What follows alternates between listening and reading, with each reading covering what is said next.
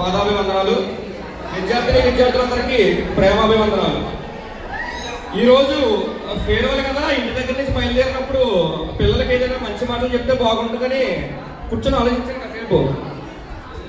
10 నిమిషాలు అయింది, 20 నిమిషాలు అయింది, అరగంట అయింది. ఏం చెప్తే బాగుంటుందా అని ఆలోచిస్తూ కూర్చున్నాను. కానీ ఎంతసేపటికి కూడా నాకేం తప్పలేదు. అప్పుడు అనిపించింది, సలహాలు, సూచనలు, సూక్తులు ఇవన్నీ చెప్తే వినేవాళ్ళు స్టూడెంట్స్ అవుతారా? అవును కదా. మరి స్టూడెంట్స్ ఏం చెప్తే బాగుంటారు? సినిమా డైలాగులు, సినిమా పాటలు, అంతే కదా. ఇప్పుడు మీ అందరి కోసం పుష్ప 2 సినిమాలో, అల్లు అర్జున్ గారు నటించిన పుష్ప 2 సినిమాలో సుకుమార్ దర్శకత్వంలో వచ్చిన పుష్ప సినిమా నుంచి ఒక పాట అయితే పాడతాను. పుష్ప పుష్ప పుష్ప పుష్ప పుష్ప పుష్ప పుష్ప రాజ్. ఈ సాంగ్ తెలుసు కదా మీ అందరికి? తెలీదా? ఈ సాంగ్ మధ్యలో ఒక లిరిక్ వస్తుంది. గువ్వ పిట్టలాగా వానకి జడిసి బిక్కుమంటూ రెక్కలు ముడిచి వణుకుతూ ఉంటే నీదే తప్పవదా, పెద్ద గద్దలాగా మబ్బుల పైన హద్దు దాటి ఎగిరామంటే వర్షమైన కాళ్ళ కింద తలనే వచ్చి కురిసేదా. పుష్ప పుష్ప పుష్ప పుష్ప. గుర్తొచ్చిన లిరిక్ ఇది. ఈ లిరిక్ యొక్క అర్థం ఏంటంటే, వర్షం వచ్చినప్పుడు చిన్న చిన్న పిట్టలు, పిచ్చుకలు భయపడుతూ ఒక చోట కూర్చుంటాయంట. మరి గద్ద ఏం చేస్తుంది? మబ్బుల కన్నా ఎత్తుకు ఎగిరి వర్షాన్నే కాళ్ళ కింద పడేలా చేస్తుందంట. అదే విధంగా మీ లైఫ్లో కూడా కష్టాలు వస్తాయి, కన్నీళ్ళు వస్తాయి, భరించలేని బాధలు చాలా వస్తాయి.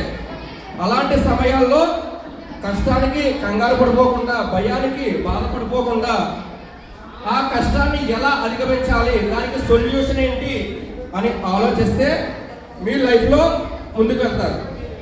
ఇప్పటి వరకు స్కూల్ ఏజ్లో ఉన్నారు మీరు, చిన్నపిల్లలు. ఈ ఏజ్లో తప్పులు చేసినా, అల్లరి చేసినా చిన్నపిల్లలే కదా అనుకుంటారు. ఇంటి దగ్గర మీ తల్లిదండ్రులైనా, స్కూల్లో పేరెంట్స్ అయినా, సొసైటీలో అయినా. కానీ ఇప్పుడు స్కూల్ ఏజ్ నుంచి కాలేజ్కి వెళ్తున్నారు. ఎక్కడికి వెళ్తున్నారు? స్కూల్ ఏజ్ నుంచి కాలేజ్కి. అక్కడ మీరు చేసే తప్పులకి మీరే సమాధానం చెప్పుకోవాలి.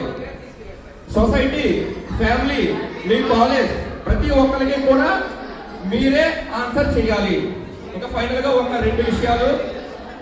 మీరు బాగుపడితే ఆనందపడేది, బాధపడితే భుజం తట్టేది తల్లిదండ్రులతో పాటు మీకు విద్య నేర్పించిన గురువులు, అంతేనా? మీరు బాగుపడ్డారంటే ఫైనల్గా నా దగ్గర చదువుకున్న ఒక స్టూడెంట్ ఫలానా పొజిషన్లోకి వెళ్ళాడు అని టీచర్స్ అందరూ ఆనందపడతారు. అదే మీరు ఏదైనా మీ లైఫ్ స్పాయిల్ చేసుకొని ఏదైనా వ్యసనాలకు అలవాటు పడిపోయి లైఫ్ పాడు చేసుకుంటే బాధపడేది కూడా టీచర్సే. అలాంటి టీచర్స్కి మీరు ఏమివ్వాలి?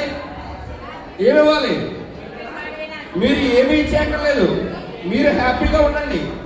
ఇంకొకటి ఏంటంటే రెస్పెక్ట్ ఇవ్వండి. రెస్పెక్ట్ అంటే ఏంటి? 10th క్లాస్ ఎగ్జామ్ చదివాక బయటకు వెళ్ళిపోతారు. ఎవరో ఒక మేడం గారు కనిపించారు. మేడం గారు కనిపిస్తే అలా చూసుకుని వెళ్ళిపోతారా?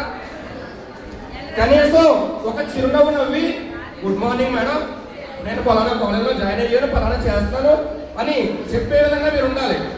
అంతేకాకుండా మీరు యాటిట్యూడ్ చూపించుకుంటూ ఆ కాలేజ్ అయిపోయింది, స్కూల్ అయిపోయింది, ఇతను మాకు సార్ కాదు, ఇతను మాకు మేడం కాదు అనే విధంగా అయితే ఉండకండి.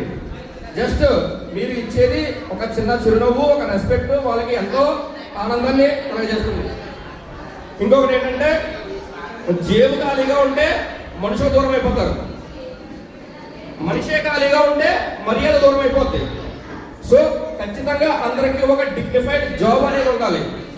ఆ డిగ్నిఫైడ్ జాబ్ మాత్రమే మనకు రెస్పెక్ట్ ఇస్తుంది.